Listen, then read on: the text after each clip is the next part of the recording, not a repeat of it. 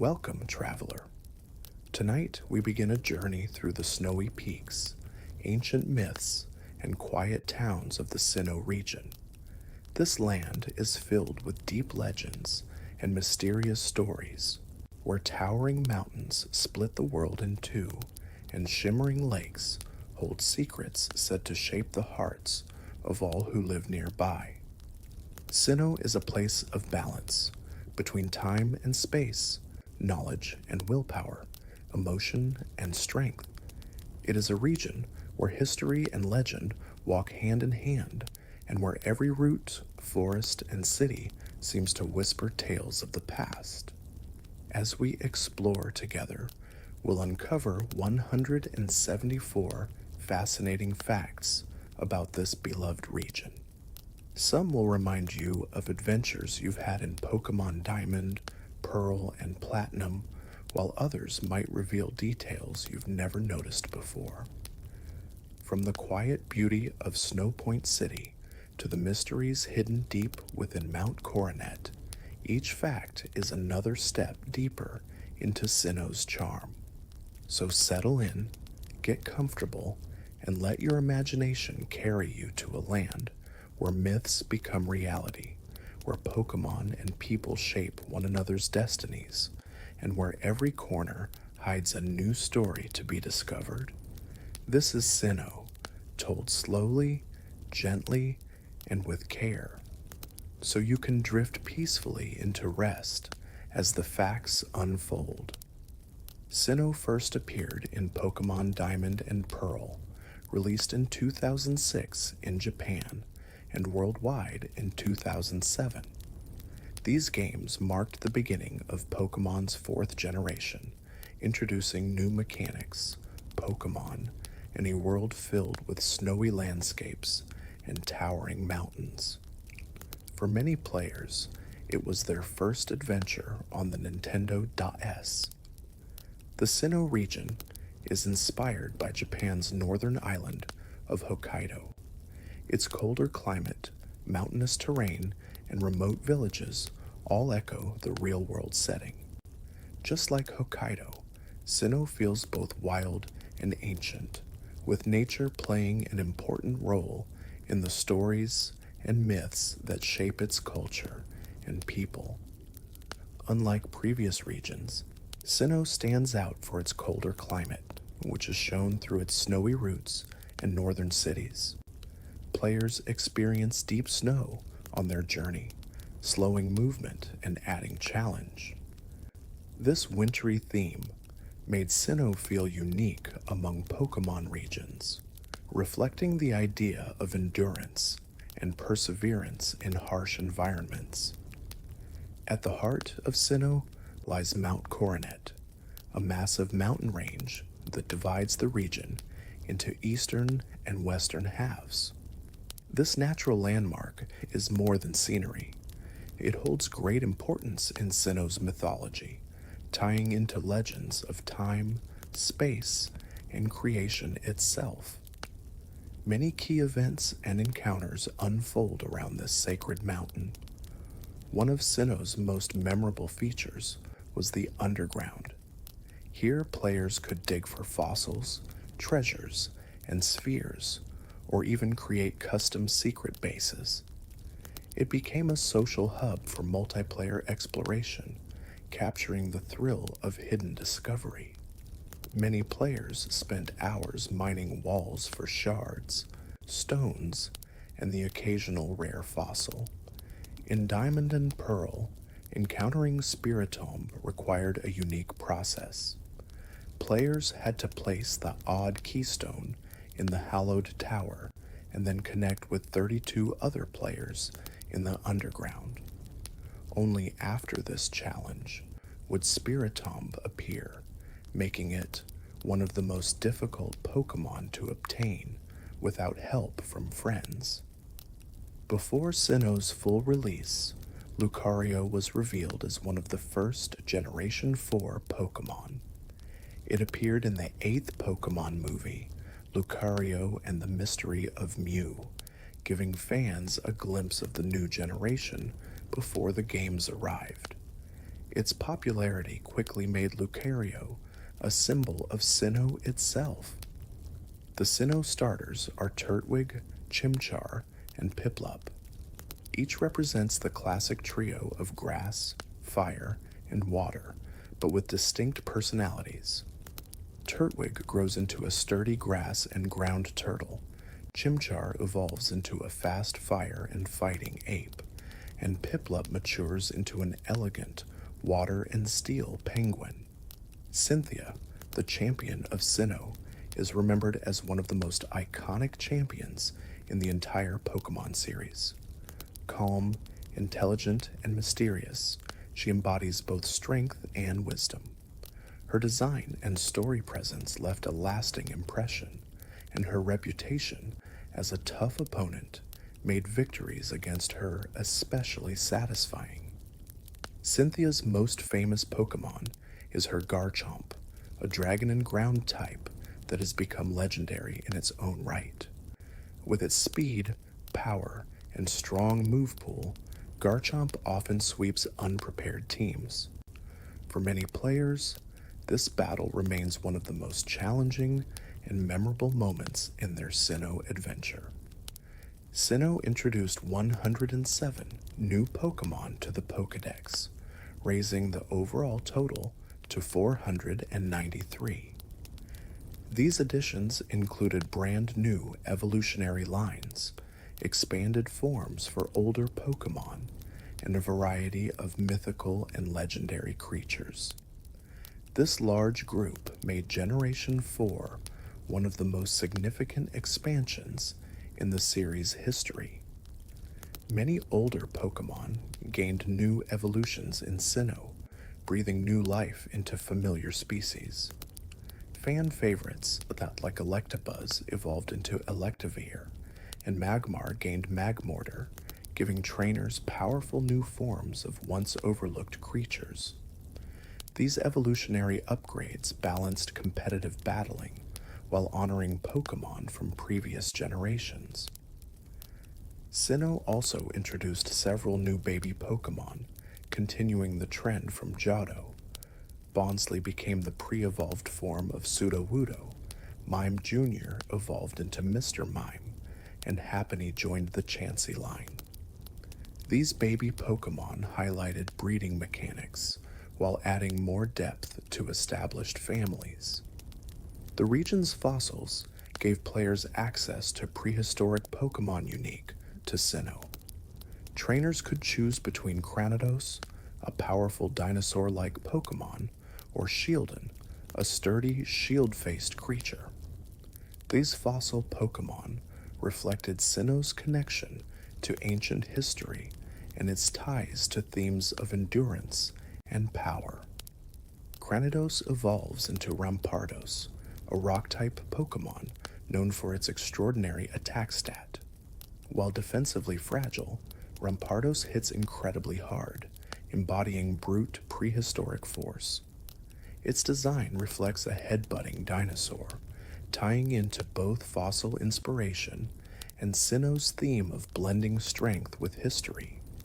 Shieldon, in contrast, evolves into Bastiodon, a Pokemon focused on defense. With a massive shield-like face and remarkable endurance, Bastiodon is built to withstand damage. Though offensively weaker, it provides balance against Rampardos' raw power, symbolizing protection and resilience as part of Sinnoh's fossil duo. Sinnoh's lake trio, Uxie, Mesprit, and Azelf, represent the balance of human spirit. Uxie symbolizes knowledge, Mesprit embodies emotion, and Azelf represents willpower. Together, they form a critical part of Sinnoh's mythology, believed to have been created by Arceus to guide humanity. Mesprit is encountered at Lake Verity, but flees immediately after being found, beginning its roaming journey across Sinnoh. This made it a challenging legendary to capture, as players had to track and weaken it carefully during random encounters. Its symbolism ties to fleeting emotion and sensitivity. Azelf resides at Lake Valor, unlike Mesprit, remaining stationary to challenge players directly. Known as the being of willpower, Azelf symbolizes determination and strength of heart.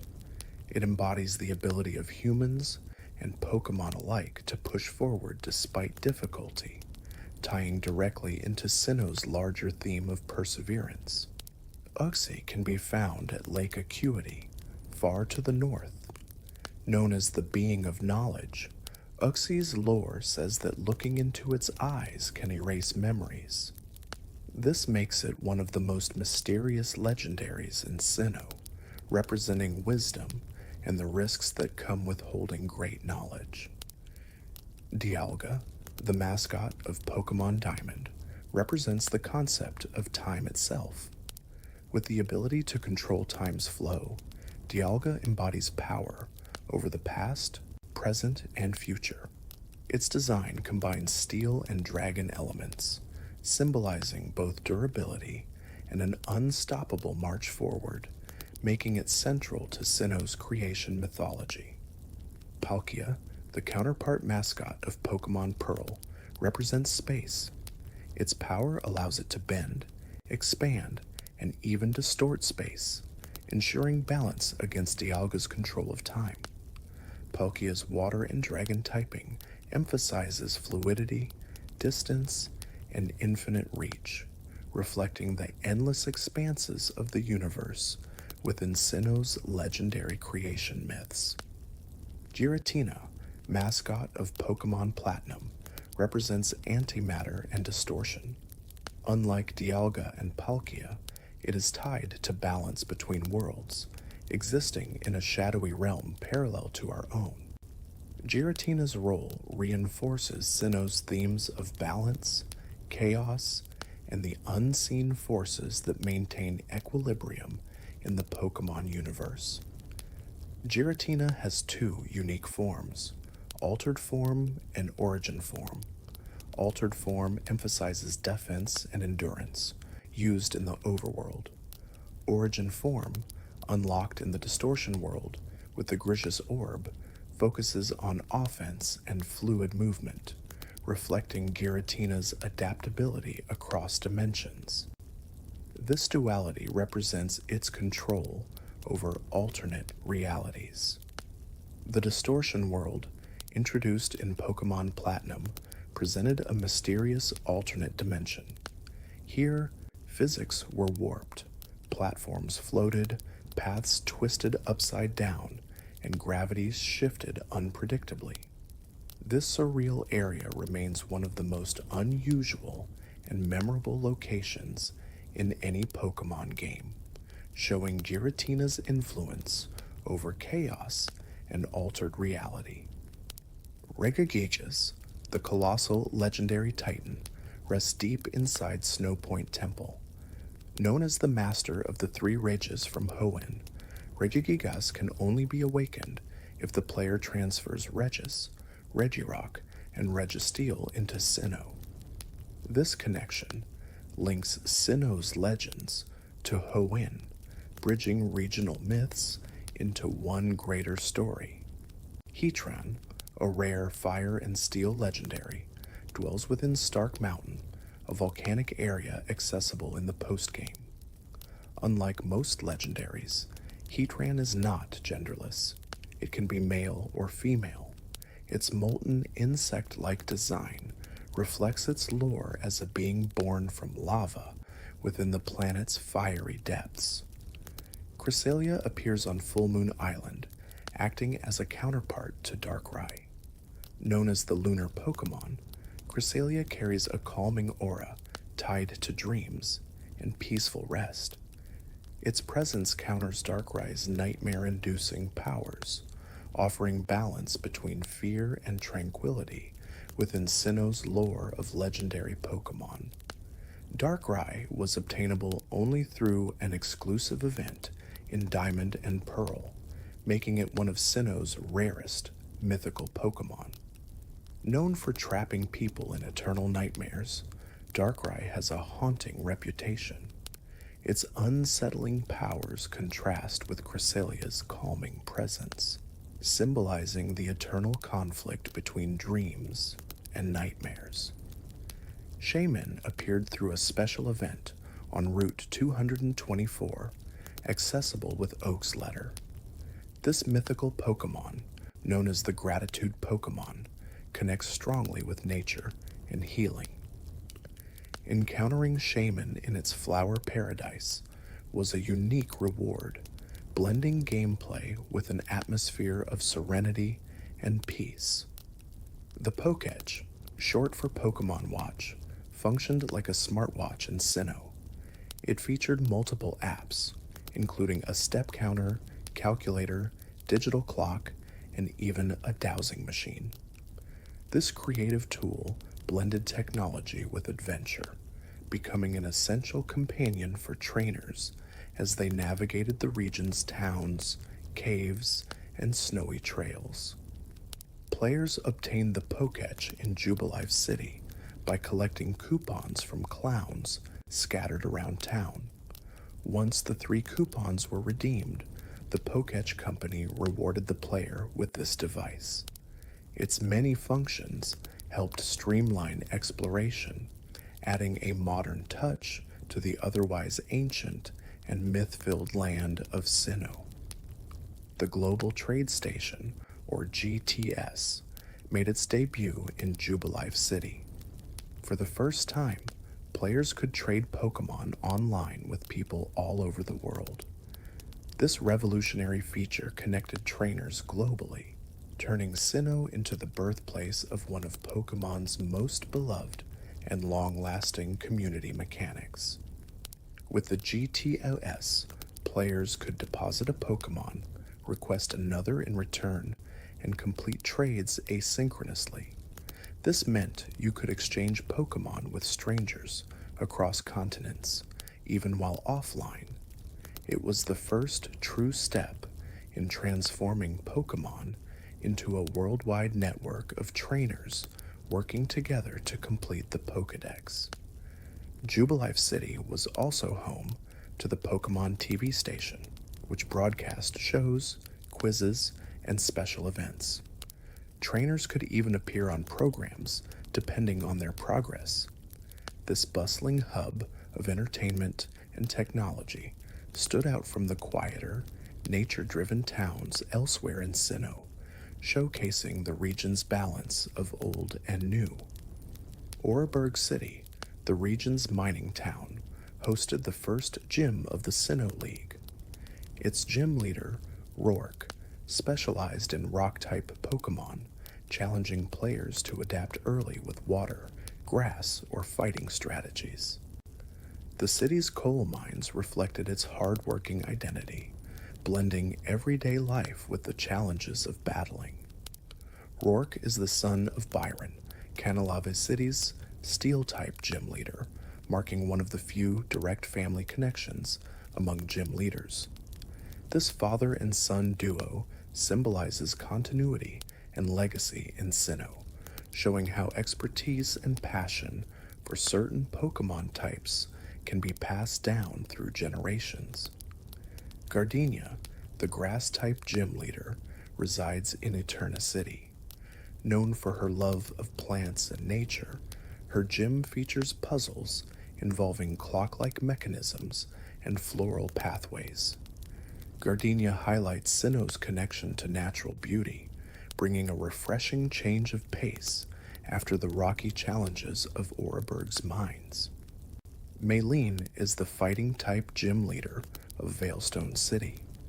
Despite her young age, she is determined, disciplined, and powerful, with Lucario as her signature Pokémon. Her gym puzzle involves pushing punching bags into tires, fitting her martial arts theme. Maylene embodies both strength and youthful determination in Sinnoh's lineup of leaders. Crasher Wake, the water-type gym leader in Pastoria City, is remembered for his flamboyant personality. Dressed in a mask and wrestler-inspired outfit, he blends showmanship with his love of water Pokémon. His gym puzzle uses rising and falling water levels, reflecting his affinity with the unpredictable nature of water itself. Fantina serves as Hearthome City's gym leader, specializing in ghost-type Pokémon. Known for her French accent and stylish appearance, she embodies elegance and mystery. Her gym challenges players with quizzes and puzzles before the battle itself. Fantina's unique personality and type choice made her a memorable figure in Sinnoh's gym lineup. Byron, the Steel-type gym leader of Kanalov City, is as tough as the metal he specializes in. A hard-working miner and father of Rourke, Byron reflects endurance and strength. His gym uses elevators to create a layered battlefield, and his reliance on steel Pokémon showcases Sinnoh's theme of durability and persistence. Candace, the Ice-type gym leader of Snowpoint City, is cheerful and confident despite her cold environment. Her gym is filled with sliding ice puzzles, requiring trainers to think carefully about movement before each battle. Candace's love of ice Pokémon demonstrates the beauty and danger of Sinnoh's snowy northern reaches. Volkner, the final gym leader of Sunishore City, specializes in electric types. Known for his boredom with weaker challengers, he seeks true strength to reignite his passion. His gym uses energy switches and platforms, reflecting electricity itself. Volkner's role as the last gym leader makes him a key step toward the Pokémon League. The Sinnoh Elite Four is composed of Aaron, Bertha, Flint, and Lucian. Each member specializes in a distinct type, testing every aspect of a trainer's skill. Together, they represent the pinnacle of Sinnoh's competitive spirit, preparing challengers for the ultimate battle against the champion, Cynthia. Aaron is the first of Sinnoh's Elite Four, focusing on bug-type Pokémon. This was unusual, as bug types were often considered weaker in earlier generations. Aaron's strong and diverse team proved that even underestimated Pokémon could be formidable when trained with dedication and strategy. Bertha, the second Elite Four member, commands ground-type Pokémon. Calm and grandmotherly, she represents wisdom and experience. Lore suggests she is related to Agatha of the Kanto Elite Four, linking Sinnoh's history with earlier regions. Bertha's sturdy ground types force challengers to respect resilience and stability. Flint, the fiery third Elite Four member, specializes in fire types. Outgoing and enthusiastic, he is passionate about battling and friendship. Flint's bond with Volkner, Sunishore's gym leader, plays into the story as he encourages his friend to regain his fighting spirit. His blazing personality shines through every battle. Lucian, the final Elite Four member before Cynthia, is a master of psychic types. Polished, intellectual, and calm, he exudes a refined aura, challenging trainers to think strategically. His team balances offense and defense, reflecting the sharpness and intelligence associated with psychic Pokémon throughout the series. The champion battle against Cynthia is remembered as one of the hardest in Pokémon history. With her balanced and powerful team, led by Garchomp, she tested even the most prepared players. This climactic fight cemented Cynthia's reputation as one of the most respected and iconic champions in the franchise. Cynthia's full champion team is balanced and versatile, featuring Spiritomb, Togekiss, Roserade, Melodic, Lucario, and her iconic Garchomp.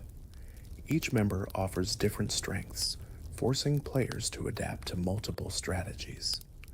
This diverse lineup is a key reason Cynthia is remembered as one of the toughest and most well-rounded champions in Pokemon history. Spiritomb, one of Cynthia's signature Pokemon, had no weaknesses in Generation 4. With its ghost and dark typing, it resisted or nullified every type, making it uniquely challenging.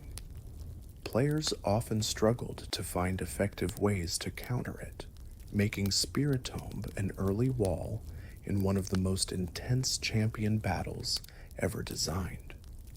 Sinnoh's regional Pokédex originally contained only 151 Pokémon, mirroring Kanto's iconic number.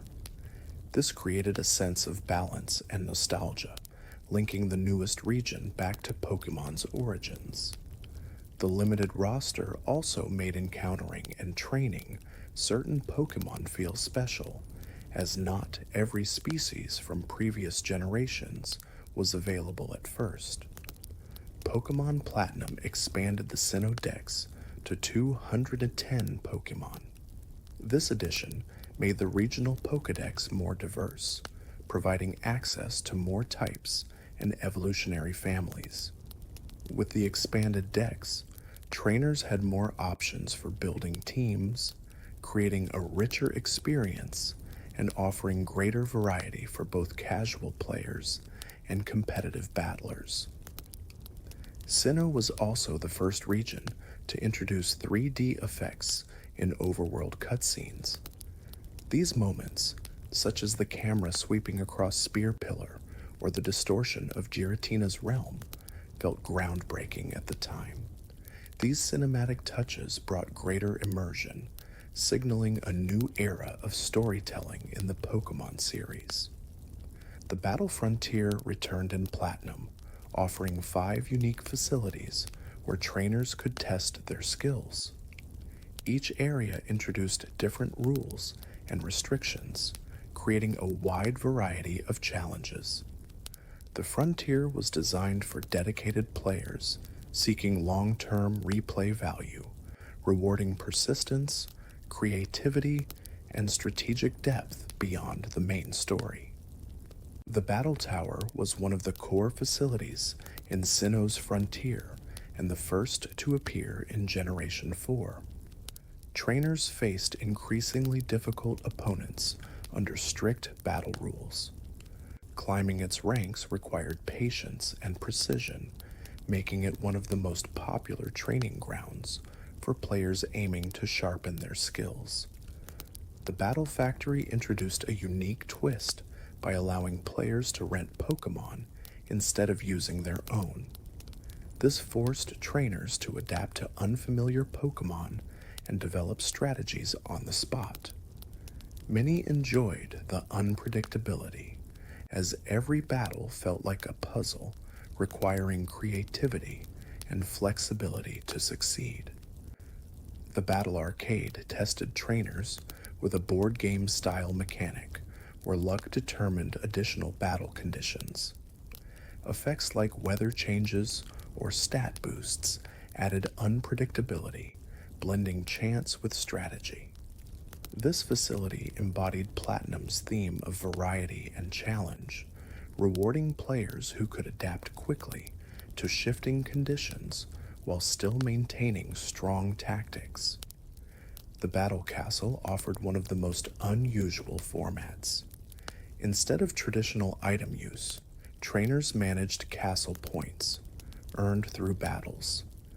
These points allowed healing, item access, or other advantages. This system added resource management to the challenge, creating a layer of planning that extended beyond the battles themselves. The Battle Hall in Sinnoh's Frontier tested trainers by letting them choose a specific Pokémon type to battle against. Success required versatile strategies, as challengers had to carefully prepare for type matchups. This facility highlighted both specialization and adaptability, rewarding players who could predict and plan for an opponent's strengths. Sinnoh marked the series' first introduction of Wi-Fi battles through the Nintendo DS. For the first time, players could battle with friends and strangers across the world without needing a link cable. This leap forward transformed Pokémon into a truly global experience, opening competitive play to a much wider audience. Pokémon Platinum expanded online features further with the Wi-Fi Plaza, a playful space for multiple players to gather virtually. The plaza offered mini-games, interactive events, and chances to socialize, adding a sense of community. These activities gave the online experience a light-hearted atmosphere beyond just trading and battling. The underground was a major feature in Sinnoh, allowing players to dig for treasures and build secret bases. This sprawling subterranean world was accessible via the Explorer Kit and encouraged multiplayer interaction. Its combination of exploration, collection, and social gameplay made it a fan-favorite side activity throughout the region. Treasure hunting in the underground rewarded players with fossils, evolution stones, and mysterious spheres. Fossils could be revived into ancient Pokémon, while stones allowed evolutions otherwise unavailable. Spheres acted like currency, traded for traps or decorations. This made digging both rewarding and strategic, encouraging players to spend hours searching below the surface. One of the underground's unique multiplayer elements was its capture the flag style base raids. Friends could visit each other's secret bases and try to steal flags while avoiding traps. Collecting flags improved your own base, giving real incentive to compete. This playful mode blended competition with creativity, deepening the social side of Sinnoh. The old chateau, hidden deep within Eterna Forest, was one of Sinnoh's creepiest locations. The mansion had a haunted atmosphere with eerie music and rare ghostly NPCs who sometimes appeared in the halls. These unsettling encounters added mystery and made the chateau one of the region's most memorable and chilling side areas. Rotom, the mischievous electric/ghost type, could first be found in the old chateau's television. The encounter was only available at night, reinforcing its ghostly theme. This rare event made Rotom feel special, tying its supernatural identity to the haunted setting and ensuring players remembered where they first discovered it. Mount Coronet stands as Sinnoh's defining landmark, cutting the region in half and serving as the stage for pivotal story moments. It is here that players first face Cyrus, the leader of Team Galactic. The mountain's imposing presence reflects the gravity of the storyline and the legendary forces tied to its peaks. Cyrus, the calculating leader of Team Galactic, is one of Pokemon's most ambitious villains. His ultimate goal is to create an entirely new universe, free of human emotion, using the powers of Dialga and Palkia. His cold demeanor and extreme vision set him apart as one of the series' darkest antagonists. Cyrus wields the mysterious Red Chain, an artifact created from the Lake Trio's powers, in his attempt to control Dialga and Palkia.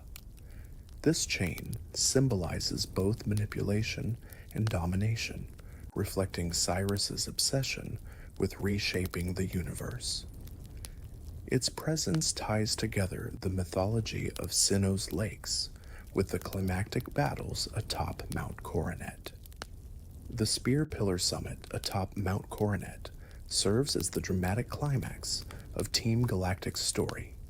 Here, Cyrus summons the legendary Pokémon as part of his grand plan.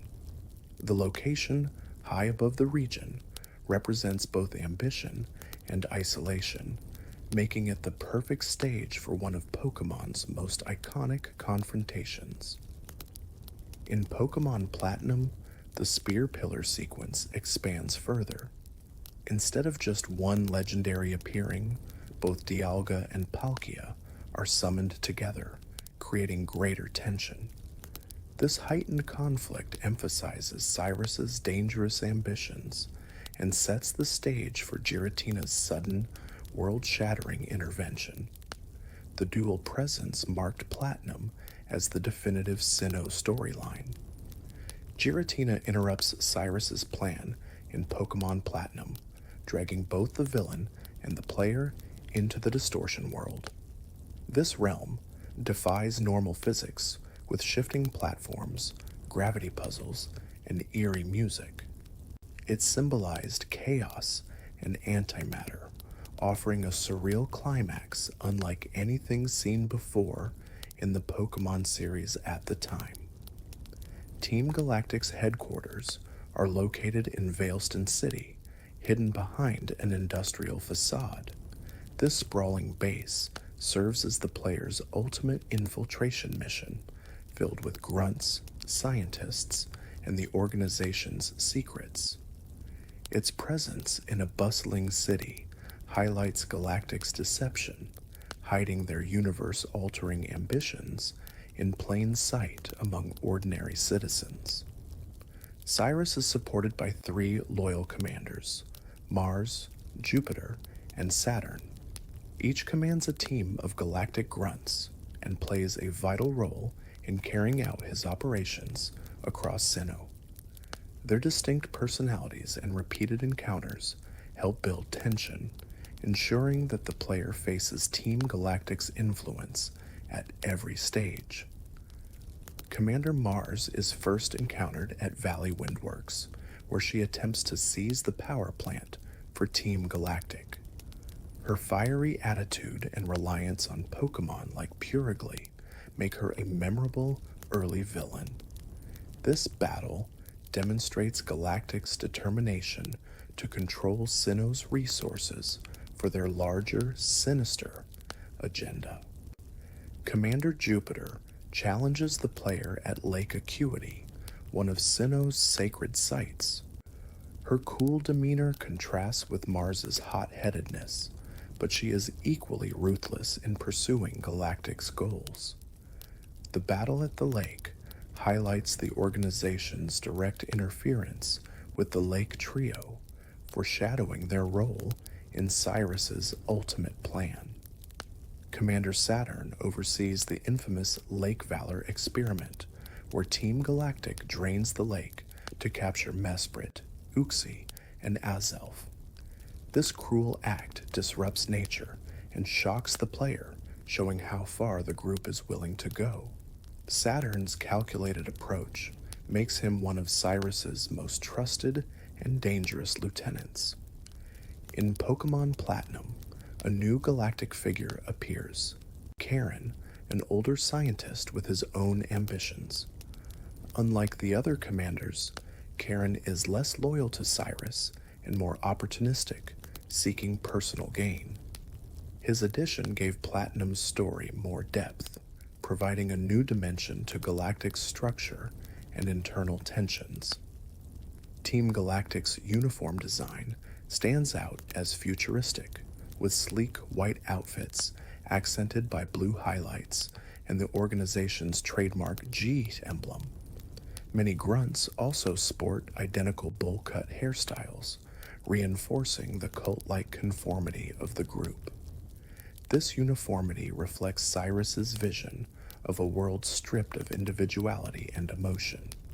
The Lake Trio, Mesprit, Azelf, and Uxie, are central to Sinnoh's mythology and the story against Team Galactic. Each represents a different aspect of the human spirit: emotion, willpower, and knowledge.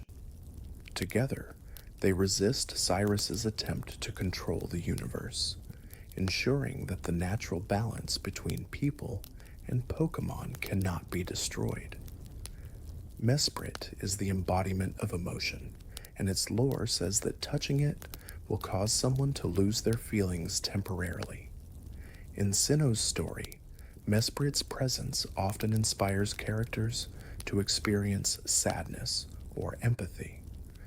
This link between myth and human nature makes Mesprit one of the most spiritually resonant legendaries. Azelf symbolizes willpower and is said to give humans the determination to act. Its mythology explains why people persevere in the face of challenges. In Sinnoh's story, Azelf's influence helps characters resist Team Galactic's control. This thematic connection reinforces the idea that Pokemon embody the very essence of human strengths. Uxie represents knowledge, and legends claim that looking into its eyes can erase memories. This myth conveys the weight of wisdom and the risks of forbidden knowledge. In Sinnoh's story, Uxie balances the trio by embodying intellect, ensuring that knowledge, willpower, and emotion remain equally vital forces within the world. Deep within the snowy halls of Snow Point Temple lies Regigigas, the colossus said to have moved continents. To awaken it, players must bring the three Regis, Regirock, Regis, and Registeel from Hoenn. This requirement tied Sinnoh's lore to a previous generation, making Regigigas one of the most challenging legends to encounter legitimately. Despite its immense lore, Regigigas is infamous for its slow start ability. For the first 5 turns of battle, both its attack and speed are cut in half, making it far weaker than its towering design suggests. This controversial ability sparked debates as players expected overwhelming power from the continent-moving Titan. Heatran is a unique legendary in that it has defined genders, male or female, something rarely seen among such Pokemon. Found in the fiery depths of Stark Mountain, Heatran represents volcanic power. Its gender distinction sets it apart, making it one of the few legendary Pokemon that can differ biologically between individuals.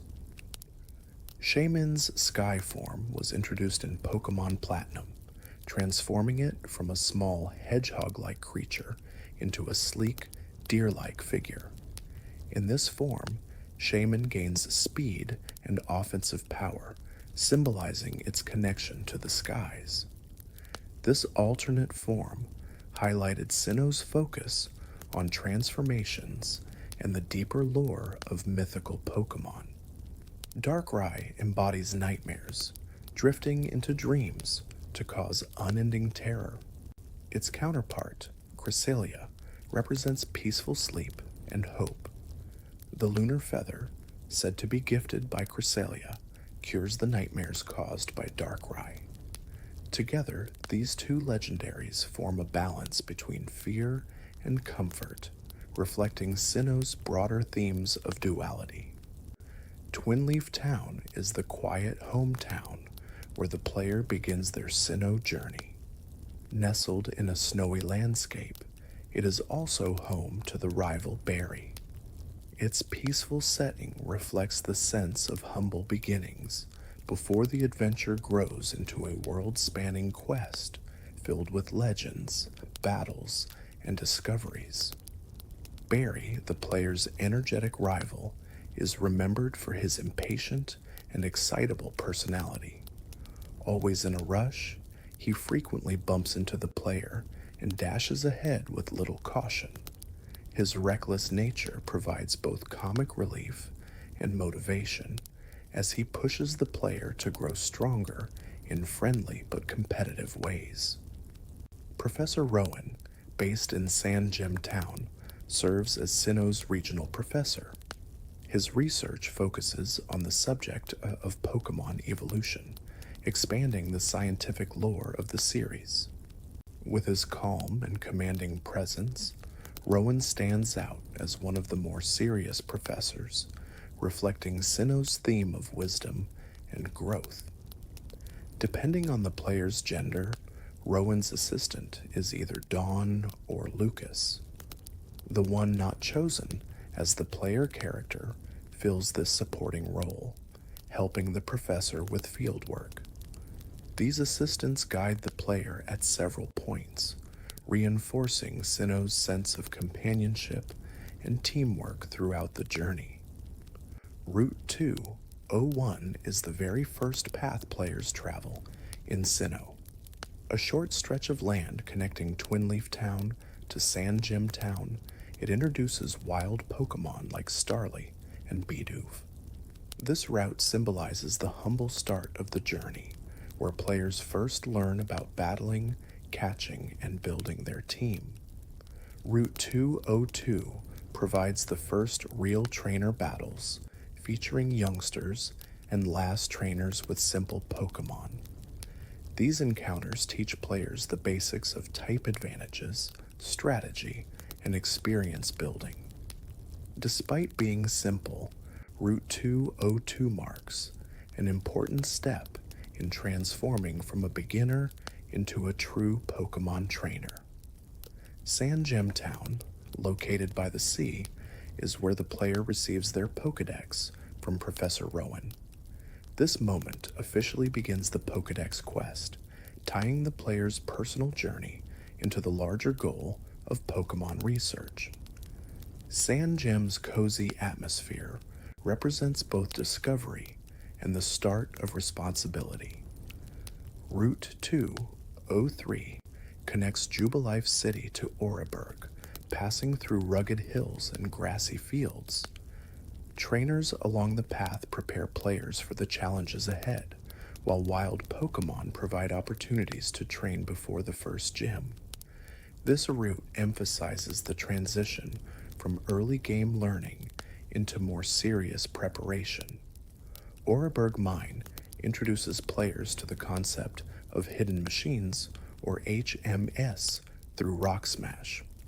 Exploring the mine teaches that Pokémon can interact with the environment outside of battle, a mechanic central to Sinnoh's exploration. The mine also highlights the hard-working culture of Oreburgh City and its connection to rock types.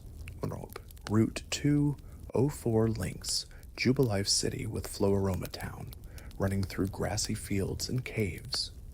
This route is filled with early game encounters and small puzzles, reinforcing exploration skills. Passing through Route 204 feels like a bridge between civilization and the natural beauty of Sinnoh's landscapes, echoing the region's blend of industry and nature. Valley Windworks is one of the earliest confrontations with Team Galactic. Situated beside a wind power plant, this location highlights Sinnoh's balance of nature and technology. The player must battle galactic grunts to save the area, setting the stage for the group's larger role in the region's storyline. Commander Mars plays a central role in the Valley Windworks events. Known for her fiery temperament, she commands a Purigly that challenges unprepared trainers early in the game. This encounter introduces players to the seriousness of Team Galactic's operations and their willingness to disrupt peaceful communities for their ambitions.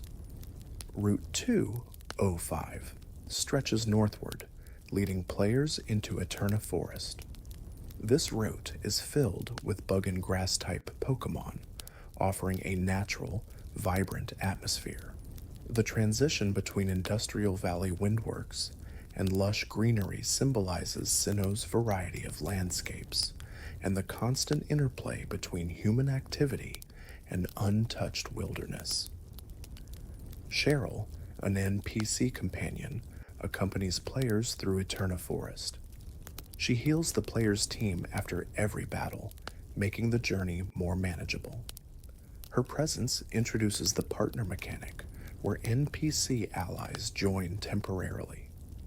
Cheryl's helpful role eases new players into navigating one of Sinnoh's earliest dense forests. Route 206 is notable for running directly beneath cycling road, blending utility with exploration. Hidden beneath the elevated path are secret entrances to caves, encouraging curiosity. This clever design showcases how Sinnoh's geography intertwines, rewarding players who take the time to search beneath obvious routes for hidden areas. Wayward Cave, located under Cycling Road, is home to the elusive dragon-type Geibel. This rare Pokémon eventually evolves into Garchomp, Cynthia's ace. Discovering Geibel feels like uncovering a treasure, tying exploration to long-term rewards. The cave's puzzles emphasize Sinnoh's theme of patience and persistence in uncovering hidden strength. Route 207 connects Oreburg City to the base of Mount Coronet. Its rocky terrain and wild Machop reflect the hard-working mining culture nearby. The route introduces players to the mountain's looming presence, foreshadowing its importance to Sinnoh's mythology and the countless journeys that will cross its paths. Route 208 bridges the player's journey toward Hardam City. Along the way, trainers encounter berry patches, artists sketching the scenery, and varied wild Pokémon. This blend of art, nature, and training captures Sinnoh's atmosphere, where creativity and beauty are celebrated alongside the more serious themes of adventure and competition. Route 209 features the Lost Tower, a somber location serving as a graveyard for Pokémon. Ghost types like Ghastly appear here, reinforcing the eerie and respectful tone. Trainers pay homage to their departed companions, reminding players of the bond between Pokémon and humans that extends even beyond death. The Lost Tower resembles the Pokémon Tower of Kanto, symbolizing continuity between regions. Both serve as spiritual places to honor Pokémon who have passed away. This subtle connection ties Sinnoh to the larger Pokémon world, showing that remembrance, respect, and the acknowledgement of loss are universal values across generations. Route 210 is cloaked in heavy fog, obscuring vision and making battles more difficult. To proceed safely, players need the move Defog, highlighting how field abilities are essential in Sinnoh's design. This misty setting adds atmosphere, reminding trainers that nature itself can pose challenges just as formidable as rival battles. Route 211 links Eterna City with Celestic Town, skirting the base of Mount Coronet. This path provides early access to a wide variety of wild Pokémon and introduces players to Sinnoh's cultural heart in Celestic. Its placement emphasizes the way smaller towns preserve history and traditions near the imposing mountain. Route 212 is a sprawling area filled with marshy swamps. Sticky mud tiles slow down the player's movement, adding realism and challenge. Trainers encounter Pokémon suited to wetlands, making this route distinct in tone and style. The swampy terrain reflects Sinnoh's environmental diversity, offering unique mechanics tied to its geography.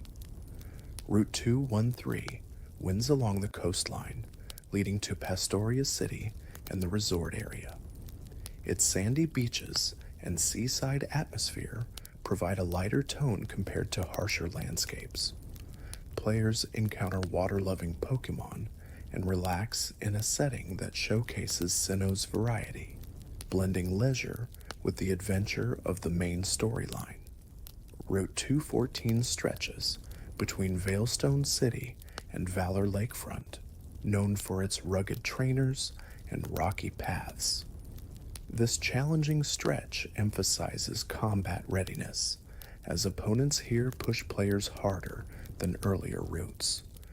Its harsher design prepares trainers for the difficult encounters ahead while connecting two major story locations.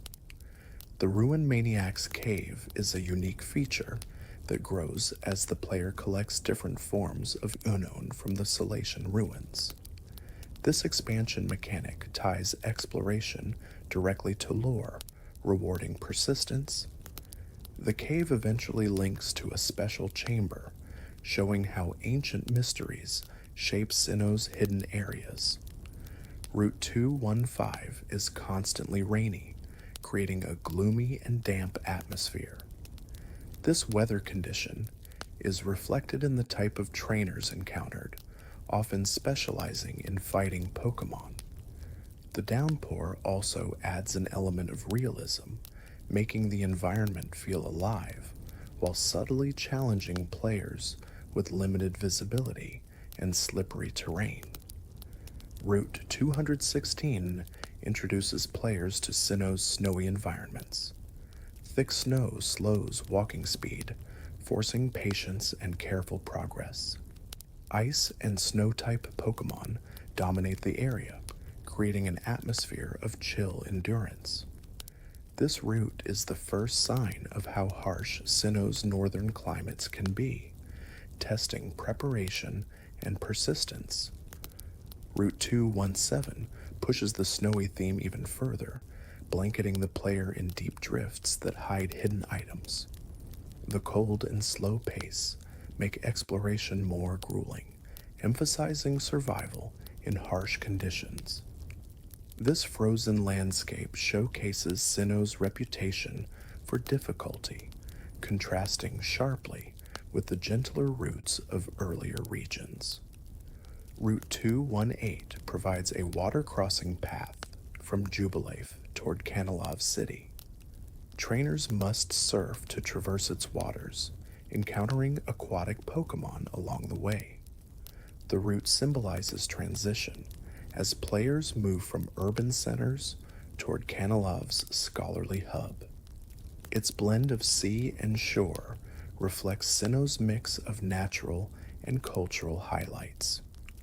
Routes 219 through 221 stretch south of Sand Gem Town, connecting the mainland to Pal Park. These seaside paths are tranquil and simple, but they hold significance for players transferring Pokémon from earlier generations. Pal Park served as the bridge between old adventures and new, allowing continuity across Pokémon's expanding world. Route 222 lies along Sinnoh's eastern coastline, home to many electric-type Pokémon. The path leads directly towards Sunnyshore City, reflecting the region's growing focus on electricity and energy. Its placement acts as a fitting lead-in to Volkner's electric-type gym, preparing players for the final gym challenge before the Pokémon League. Route 223 is a long surf route stretching northward, taking players across open waters toward the Pokémon League. The journey emphasizes both endurance and anticipation, as waves and wild water types test the trainer's resolve.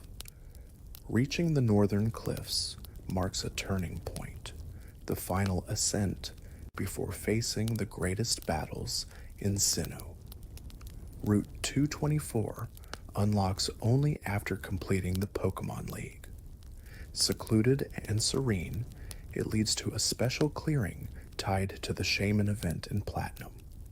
This quiet area feels like a hidden garden, rewarding explorers with a peaceful environment that contrasts the intensity of the League just completed.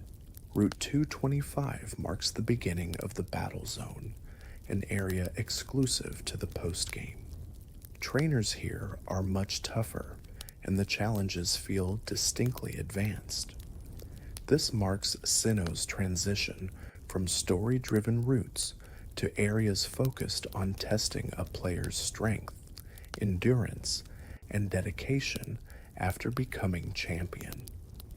Route 226 rises across steep hills near Stark Mountain, Its winding trails and difficult climbs set the tone for the volcanic challenges ahead. The geography here is harsher and more vertical than earlier routes, reflecting the shift in difficulty and the sense of danger that defines Sinnoh's post-game areas.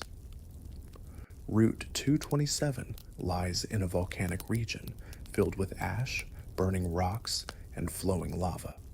Its atmosphere is harsh and hostile, echoing the dangerous nature of Stark Mountain.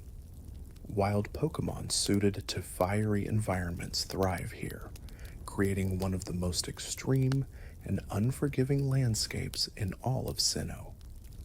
Route 228 introduces constant sandstorms, a weather condition rarely seen in Sinnoh. This route's shifting winds and dusty terrain create a unique battleground for trainers. The sandstorm mechanic forces players to adapt, as it chips away at Pokémon not resistant to rock, ground, or steel, making each encounter more challenging. Route 229 sits near the resort area and is known for its high-level trainers. These battles serve as a post-game challenge, rewarding players with tougher competition. The lush greenery of the route contrasts with its difficulty, making it a deceptively tranquil place to face some of Sinnoh's strongest regular opponents. Route 230 concludes Sinnoh's route list, offering double battles along its waters. Trainers here often battle in pairs, emphasizing teamwork and coordination. As the final numbered route, it provides a sense of closure, blending calm seaside scenery with high-level challenges, a reminder that Sinnoh's adventure continues even after the League. In Pokémon Platinum, Hearthome City's Contest Hall is hosted by Fantina, who also serves as the city's gym leader. Her dual role highlights her flair for performance and elegance. By leading both the gym and the contests, Fantina embodies Sinnoh's unique balance between battling strength and artistic expression. Sinnoh's contests revolve around 5 different categories of appeal: cool, cute, beauty, smart, and tough. Each move is tied to one of these qualities, encouraging trainers to carefully plan which Pokémon and moves best suit the contest. This system rewarded creativity and gave new purpose to moves outside of traditional battles. The dancing round of contests introduced rhythm-based mechanics. Trainers guided their Pokémon to move in time with music, while rivals tried to outshine them with stylish steps. This interactive feature added energy and charm, making contests feel lively while showcasing the playful, performative side of Pokémon training. The acting round, also part of Sinnoh contests, required more strategy. Pokémon performed moves to impress judges and the audience, with timing and coordination playing a big role. Trainers needed to anticipate rivals' actions, creating a competitive yet entertaining stage where Pokémon could shine through more than just strength. The Ribbon Syndicate in Sinnoh was an exclusive club only accessible to Pokémon who had earned a large number of ribbons. Inside, players found luxury services like grooming, reflecting prestige and dedication. This secretive building rewarded trainers who invested deeply in contests and challenges beyond the main storyline. Ribbons obtained from contests decorated Pokémon's status screens, acting as visual badges of accomplishment. These small details turned each Pokémon into a record of its journey and achievements, showing off dedication and variety beyond ordinary battling. They served as lasting symbols of pride for both trainers and Pokémon alike. Pokémon Super Contests in Sinnoh replaced Hoenn's original contest system, adding more interactive and layered rounds. By including visual presentations, dancing, and acting, the contests became more dynamic and theatrical. This evolution highlighted Sinnoh's focus on creativity and performance, offering an alternative to battling that still carried competitive depth. The Poketch's Happiness Checker app allowed trainers to gauge their Pokemon's friendship levels. By tapping the screen and watching their Pokemon respond, players could tell how close their bonds had grown.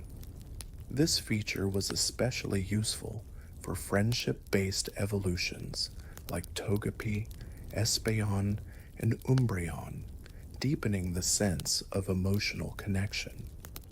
The Dowsing Machine app on the Poketch helped players locate hidden items throughout Sinnoh. By tapping the screen, trainers could see indicators pointing to nearby treasures. This made exploration rewarding, ensuring that attentive players discovered rare or useful items tucked away in the region's forests, caves, and paths. The Poketch even came equipped with a simple calculator app. While practical, it also served as a playful addition, allowing trainers to solve quick math problems directly on their in-game watch. It reflected Pokemon's charm in blending useful mechanics with light-hearted features that made exploration feel fun and interactive. The Global Trade Station in Jubilife City was the first true worldwide trading hub. Trainers could deposit a Pokemon and request another in exchange, creating an international marketplace. This innovation connected players like never before, making Sinnoh the birthplace of online community features that remain central to the series today. Pokemon centers in Sinnoh included a basement area called the Union Room. Here, players could connect locally to battle or trade with nearby friends using the Nintendo DS's wireless functions.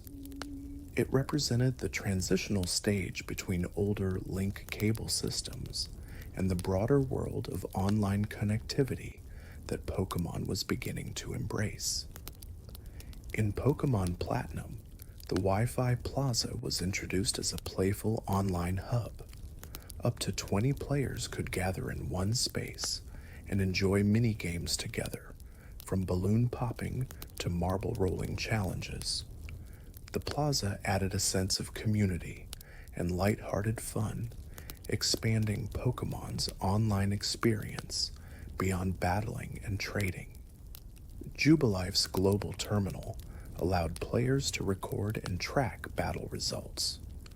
Trainers could view rankings, check records, and watch replays of other battles. This feature encouraged competitive play and gave players insight into strategies beyond their own. It was an early step toward the deeper online battling systems that later generations perfected. Seals were a charming customization option that allowed players to decorate Pokeballs. These stickers could be placed on the capsules, creating visual effects when a Pokemon was sent into battle. This feature added personal flair to battles, making each Pokemon's entrance feel unique and memorable. When activated, seals produced playful animations such as bubbles, sparks, musical notes, or floating hearts.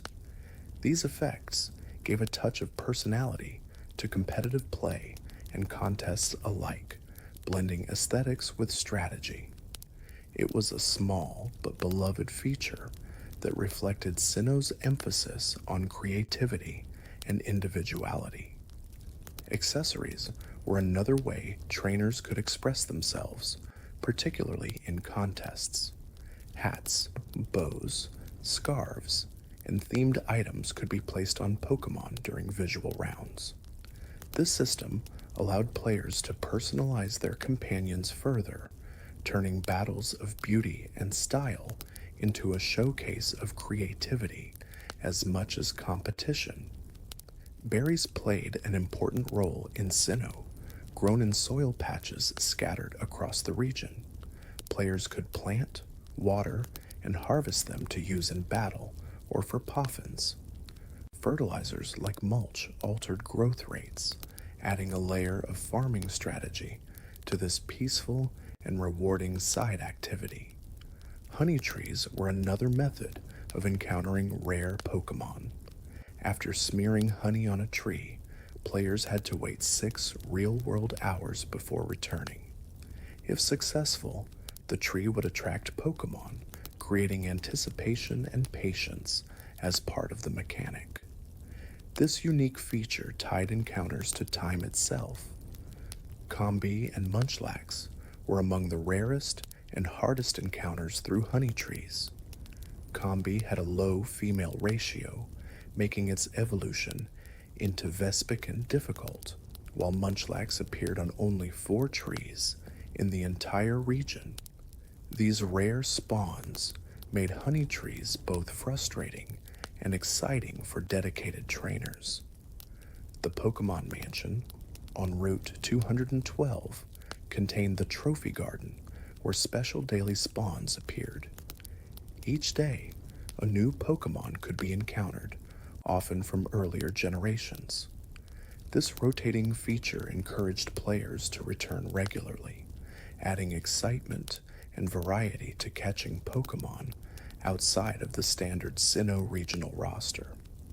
The Old Chateau, hidden deep in Eterna Forest, held the rare ghost and electric-type Pokemon Rotom. Accessible only at night through an old television, this eerie encounter stood out as one of Sinnoh's most mysterious discoveries. The chateau's ghostly atmosphere made Rotom's reveal feel like a supernatural secret hidden in plain sight. Pokemon Platinum expanded Rotom's lore by introducing form-changing appliances. By inhabiting objects such as a fan, oven, refrigerator, or lawnmower, Rotom transformed into new typings and movesets.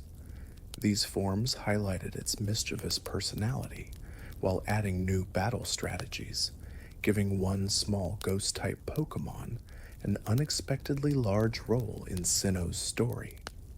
Wi-Fi battles in Sinnoh marked the official debut of structured online competition. Players could choose between single 3 versus 3 battles or full 6 versus 6 team matches, setting the stage for competitive Pokemon as a global phenomenon. This leap into online battling connected trainers across the world for the very first time. Pokemon Platinum redesigned many of Sinnoh's gyms, making their puzzles more elaborate and challenging. From moving floors to sliding ice puzzles, these updates gave returning players a fresh experience while adding depth to the original designs. The changes made Sinnoh's journey feel more polished and dynamic. In addition to gym redesigns, Pokemon Platinum also updated Gym Leader and Elite Four rosters. Leaders gained stronger and more diverse Pokemon, making battles more challenging.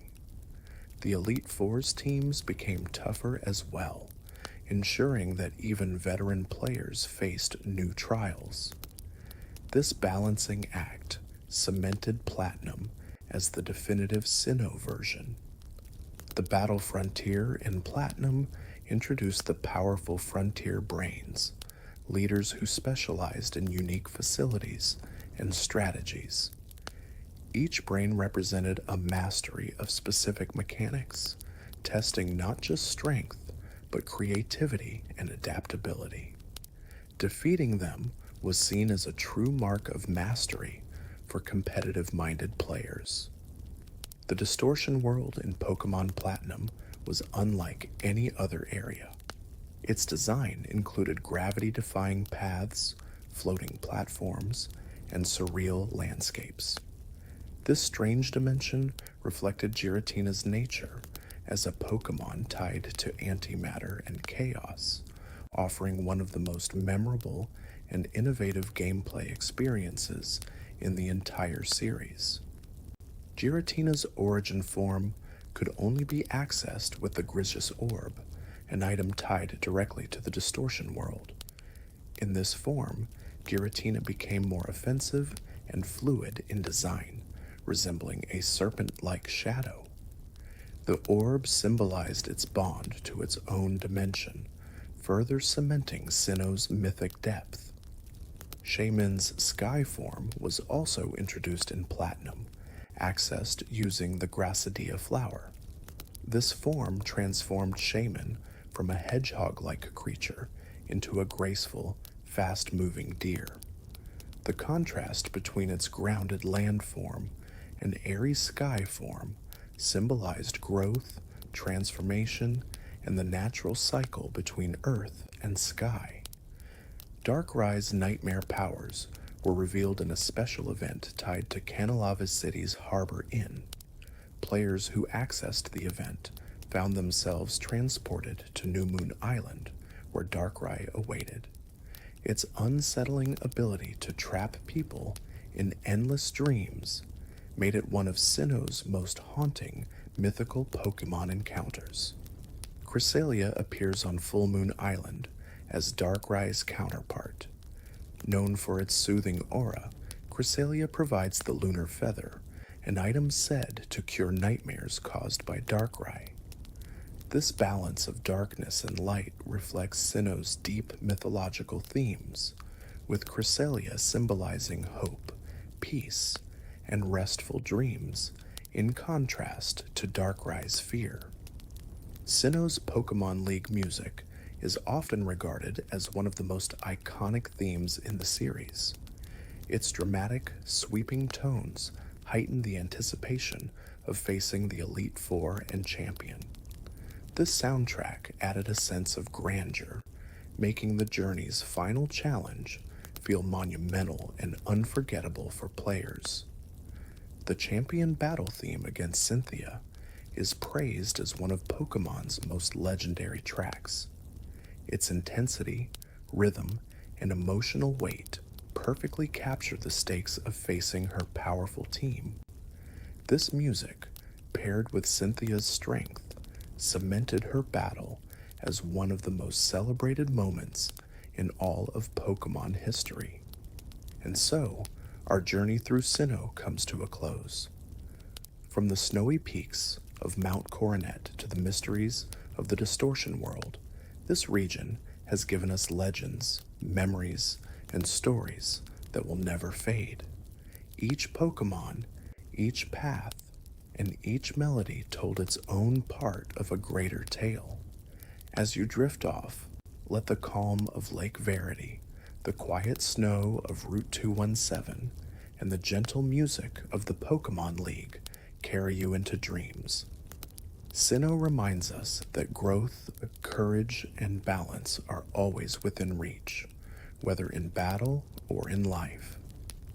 So close your eyes, breathe deeply, and rest easy. May your night be filled with peace, and your dreams with the Pokémon world's timeless wonder. Good night,